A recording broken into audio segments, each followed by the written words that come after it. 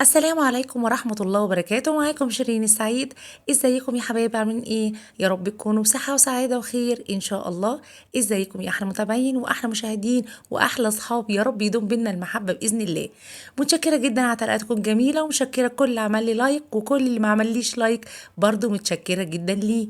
النهارده بقى عاملة ايه؟ النهارده عاملة 4 مشروبات، الأربعة كلهم ليهم فايدة معينة، الأربعة أحسن من بعض. طبعا احنا في الجو اللي احنا فيه، طبعا الكحة ونزلات البرد طبعا احنا ربنا يعفو عنا من الأمراض اللي احنا بنشوفها. عايزين ازاي ايه المشروب اللي ممكن يقوي جهاز المناعة.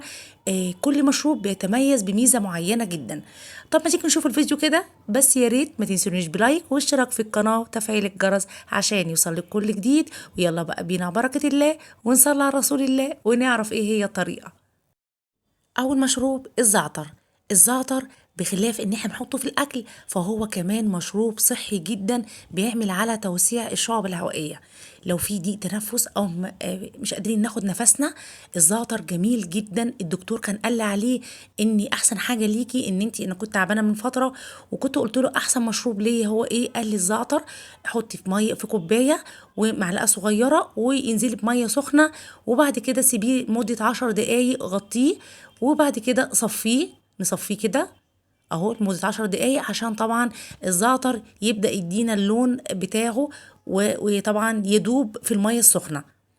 دي مية طبعا مغلية جدا، نزلت بيها بالزعتر وسبتها وغطيتها لمدة 10 دقايق، وبعد كده صفيتها. وممكن نحليها بالعسل او نشربه كده، بس انا بصراحة بفضله يعني بشربه من غير سكر ولا عسل، عشان كده طبعا ما حطيتش العسل. عايزين طبعا نحط عسل نحط.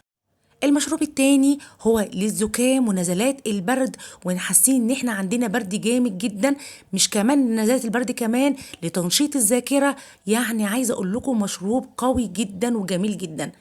ايه هو؟ معلقة صغيرة من القهوة، والسكر حسب الرغبة، معلقة او معلقتين، ونزلت عليهم بمية مغلية كوباية.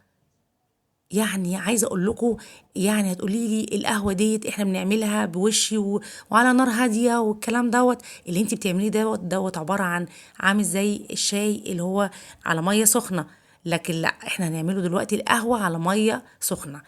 يعني عايزه اقول لكم مشروب مفيد جدا لتقويه جهاز المناعه. وكمان نزلت بايه؟ بليمونه. عصرت على بعد ما دوبت القهوه مع السكر في الميه السخنه، نزلت بعصره ليمونه. انا هنا عصرت بايديا، ما عصرش يعني ما عصرتش بالعصاره. انا عايزه اللحم بتاع الليمون ينزل جوه القهوه عشان نستفيد منه.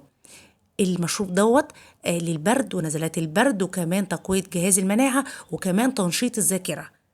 جميل جدا المشروب دوت. تالت مشروب ومشروب رائع جدا هو الكركم بالحليب.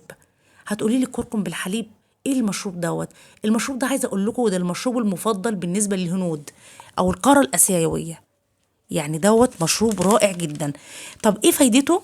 انا حطيت الاول قبل ما اتكلم على فايدته، حطيت نص معلقه صغيره من الكركم، عليها كمان طبعا نزلت بالحليب. وعايزين طبعا نحليه بالعسل. مش عايزين، يبقى الافضل ما نحليش بالسكر عشان نستفيد بفايدته الكبيره. طيب احنا عايزين نعرف ايه فايده الكركم بالحليب. هو عبارة عن فيتامينات ومعادن وألياف ومضادات للأكسدة، وكمان مضادات للالتهابات، وهيعمل على تسهيل عملية الهضم. وكمان في ناس كتير بتعاني من عسر الهضم، هو بيساعد اللي عليها جامد جدا. ليه فوائد كتير جدا وطعمه رائع، والله كان طعمه جميل جدا.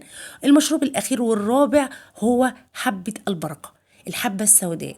الرسول عليه الصلاة والسلام قال لنا عليها الحبة السوداء شفاء لكل داء، عليه أفضل الصلاة والسلام. حطينا معلقة صغيرة من حبة البركة أو الحبة السوداء، ونزلت عليها بمية سخنة وسبتها، غطيتها، وبعد 10 دقايق رحت صفيتها. وعايزين نحليها بالعسل، عايزين نحليها، عايزين نسيبها كده، يبقى أحسن وأحسن، نستفيد بإيه؟ بطبعا بمفعولها. وغير كده وكده يا جماعة أنا عايزة أقول لكم على حاجة مهمة جدا. لو حسينا بإن إحنا عندنا احتقان فإحنا ممكن نغرغر الحنجرة عندنا بمية وملح أو مية بليمون، دي كويسة جدا. ويا سلام لو على الريق كل يوم لو حاسين بكحة جامدة أو سعال والكحة ناشفة جدا، ممكن معلقة عسل أسمر على ندعة ليمونة، هتبقى جميلة تدوب البلغم اللي على الصدر.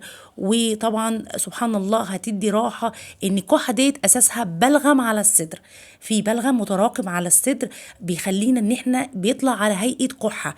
ولما احنا نطرد البلغم دوت يبدأ يذوب، هيبدأ طبعا الكحة تهدى عندنا وتبقى العملية رايقة جدا. عملت 4 مشروبات، الأربعة أحسن من بعض، كل مشروب ليه فايدة وليه طبعا قيمة جامدة جدا. مش شرط إن احنا نستخدمه بس أو نشرب المشروبات ديت في الشتاء بس، لا، لو شربناها طول السنة بإذن الله أي حاجة بنعاني منها بإذن الله تعالى هتبقى كويسة جدا، مش هيبقى فيه أي حاجة نعاني منها بإذن الله. يا رب النهارده الفيديو يعجبكم، بس يا ريت متنسونيش بلايك واشتراك في القناة وتفعيل الجرس عشان يوصلك كل جديد. والسلام عليكم ورحمة الله وبركاته.